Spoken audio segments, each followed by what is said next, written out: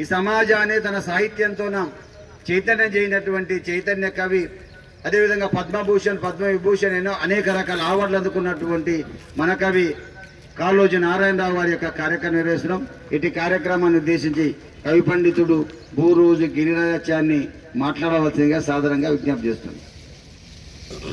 ఈరోజు తెలంగాణ ప్రజాకవి కాళోజీ నారాయణరావు గారి జయంతి కార్యక్రమాన్ని నిర్వహిస్తున్న ప్రియమిత్రులు రాజారాం ప్రకాష్ సార్ గారు, మా బాల్యమిత్రులు గురుతుల్యులు నాయకంటి నరసింహశర్మ గారు, వనపర్తి ఎస్సీ ఎస్టీ మైనార్టీ జిల్లా కమిటీ సభ్యుడు గంధం నాగరాజు గారు, వాల్మీకి సంఘ రాష్ట్ర జిల్లా బాధ్యులు మండల దేవన్న నాయుడు, మైనార్టీ నాయకుడు బాలమయ్య గారు, క్రాఫ్ట్ టీచర్, ఈ కార్యక్రమానికి ఇచ్చేసిన అందరికీ స్వాగతం పలుకుతూ ఈరోజు మహనీయుడు తెలుగు భాషకు తన సర్వస్వాన్ని అర్పించిన వైతాళికుడు కాళోజీ నారాయణరావు గారి జయంతి మన తెలంగాణలో తెలంగాణ రాష్ట్రం సిద్ధించుకున్న తర్వాత తెలంగాణ భాషా దినోత్సవంగా నిర్వహించుకుంటున్నాం. ఎందుకంటే అంతకుముందు ఉమ్మడి ఆంధ్రప్రదేశ్లో తెలుగు భాషా దినోత్సవం గిడుగు రామ్మూర్తి పంతులు గారి జయంతిని నిర్వహించే వాళ్ళం. రాష్ట్రం విడిపోయాక మన తెలుగు భాషకు తెలంగాణ యాసకు ప్రాణం పోసిన మహనీయుడు కాళోజీ నారాయణరావు. అందుకే అప్పటి ముఖ్యమంత్రి గౌరవనీయులు కల్వకుంట్ల చంద్రశేఖరరావు గారు వారి జయంతిని తెలంగాణ భాషా దినోత్సవంగా ప్రకటించడం జరిగింది. అటువంటి కాళోజీ నారాయణరావు ప్రజాకవి రఘువీర్ నారాయణ లక్ష్మీకాంతం శ్రీనివాసరాం రాజా కాళోజీ, ఇది ఆయన పూర్తి పేరు. కాళోజీ నారాయణరావుగా కాలన్నగా మనం పిలుచుకుంటాం. అటువంటి కాళోజీ తెలంగాణ ఉద్యమంలో ఆ రోజుల్లో 1969 ఉద్యమము, అప్పటి నిజాం దమన నీతికి వ్యతిరేకంగా పోరాడి తెలంగాణ జరిగిన ప్రతి ఉద్యమంలో అతని పాత్ర ఉందని చెప్పడం నిర్వివాదాంశం. అటువంటి తెలంగాణలో అన్యాయాలపై సామాజిక వ్యవస్థపై పోరాటం చేసి నా గొడవ అనే గొప్ప కావ్యాన్ని రాశాడు. ఖండకావ్యం అది. నా గొడవలో అన్ని అంశాలు ఆయన పేర్కొన్నాడు. అది ఆయన గొడవ కాదు, మన తెలంగాణ సామాజిక గొడవ, అన్యాయాలపైన సామాజిక స్థితిగతులపైన రాసిన కావ్యం అది నా గొడవ. అందుకే కాళోజీ అంటేనే మనకు మొదటగా గుర్తొచ్చేది నా గొడవనే. అటువంటి కాళోజీ నారాయణరావు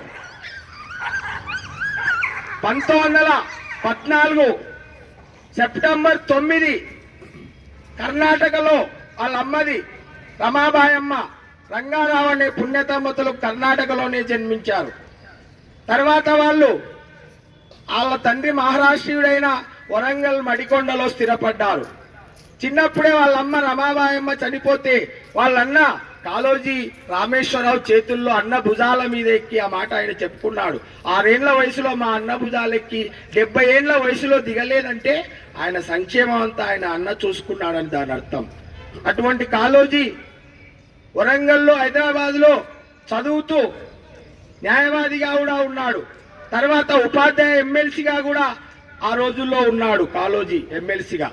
అటువంటి కాళోజీ గారు మన తెలంగాణ దమన నీతి అంటే నిజాం వ్యతిరేకంగా పోరాడుతున్న సందర్భంలో శర్మసారి చెప్పినట్లు తెలంగాణ అంటే ఆంధ్ర సారస్వత పరిషత్తు ఆంధ్ర మహాసభల్లో ఆయన పాత్ర తెలంగాణలో ఉన్నందున ఆయన జయంతిని మనం తెలంగాణ భాషా దినోత్సవాన్ని నిర్వహించుకుంటాం. అప్పటి భారత ప్రభుత్వం 1992లో కాళోజీకి భారతదేశంలో అత్యంత 2వ పౌర పురస్కారమైన పద్మవిభూషణ్ ఇచ్చి గౌరవించింది. అటువంటి కాళోజీ చాలా సందర్భాల్లో ఎవరినైనా సరే ఆయన నిలువెత్తు విగ్రహం ముందు ఆయన పక్కన నడిస్తే ఆయన ఆత్మవిశ్వాసం మనకు అంటుకుంటుంది. అంటే మనం కూడా నిక్కచ్చిగా ఉంటాం, నిజాయితీగా ఉంటాం. ఎవరినైనా నిర్మోహమాటంగా ముఖం మీదనే చెప్పే మనిషి. అటువంటి వ్యక్తిత్వం కాళోజీ గారిది. తెలంగాణలో ఒకప్పుడు మన ఉమ్మడి ఆంధ్రలో ఆ రోజుల్లో ప్రజాకవి వేమన బిరుదును మళ్ళీ ఈయన పుణికిపుచ్చుకున్నాడు, ప్రజాకవిగా పిలువబడ్డాడు.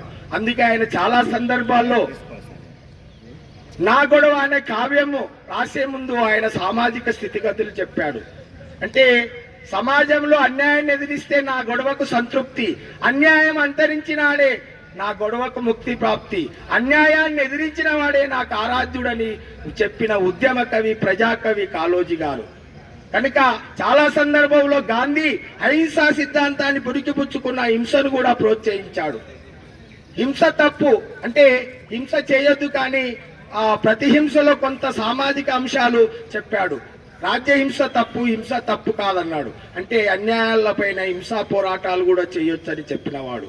చాలా సందర్భాల్లో ఈ తెలంగాణలో ప్రాంతం వాడు మోసం చేస్తే ప్రాంతంలోనే పార్టీ పెట్టండి, ప్రాంతేతరుడు మోసం చేస్తే ప్రాంతం పొలిమేరల దాకా తరిమి కొట్టండి అని చెప్పిన కవి.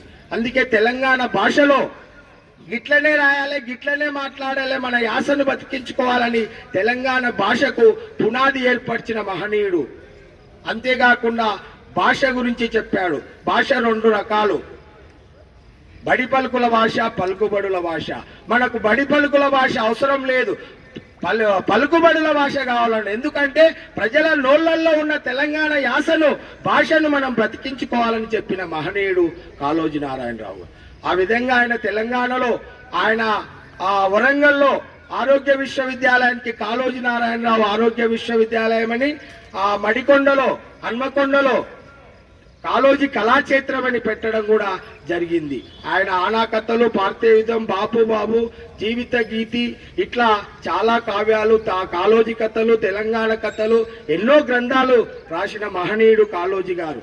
ఆయన 2002 నవంబర్ 13న మరణించిన ఆయనను తెలంగాణ, ఈ జాతి, తెలుగు జాతి, తెలంగాణ జాతి ఉన్నంత వరకు, ఆ చంద్రార్కము, ఆ సూర్యచంద్రులు ఉన్నంత వరకు ఆయన తెలంగాణలో ఆయన స్మృతులు, ఆయన నాగొడవ నిలిచి ఉంటుంది. ఆయన అన్యాయాన్ని ఎదిరించిన మహనీయుడు కనుక అటువంటి కాళోజీ గారి కవితలను, ఆయన చెప్పిన తెలంగాణ భాష యాసను బ్రతికించుకొని మన భాష పట్ల గౌరవం పెంపొందించుకోవాలని తెలియజేస్తూ ముగిస్తున్నాం. జోహర్ కాళోజీ నారాయణరావుకు, జోహర్ ప్రజాకవి కాళోజీ నారాయణరావుకు.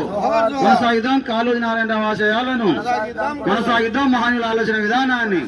జై భారత్, జై తెలంగాణ, జై భీమ్.